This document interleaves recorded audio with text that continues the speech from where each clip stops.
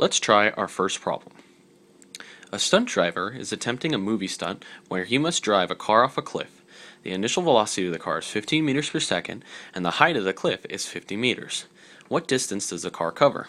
Now, the first thing you always want to do with a projectile motion problem is you always want to write out your horizontal and vertical components. You see, I've already written out the given components that we already have. Now, you can always remember that on the horizontal side, acceleration is always 0, and on the vertical side, acceleration is always negative 9.8 because of gravity's effect on whatever projectile.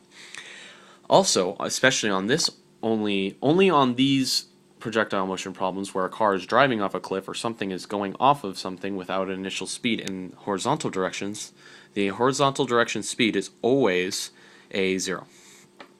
So, to start off this problem, we would have to use our given components and plug them into an equation to solve.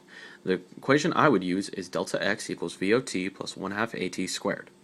Now, by plugging in these components, we can find that since velocity is 0, it would just be delta x equals 1/2 AT squared, and which will give us 50 equals 0.5 times negative 9.8 times t squared, which would give us 50 equals 4.9 times t squared.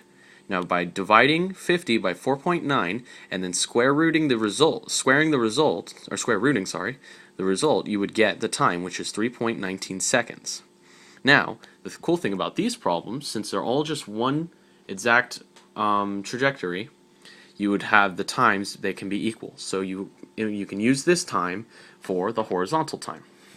Now, for the horizontal side, use the same equation, delta x equals VOT plus 1/2 AT squared, which you can use because since acceleration is equal to 0, it would turn that whole side of the equation into 0, which would give us delta x equals just VOT. And since we already have initial velocity, we can just multiply 15 times 3.19, which is the time we already found, and then you will get delta x equals 47.85 meters. So that is the delta x, which is the distance the car covers in its flight.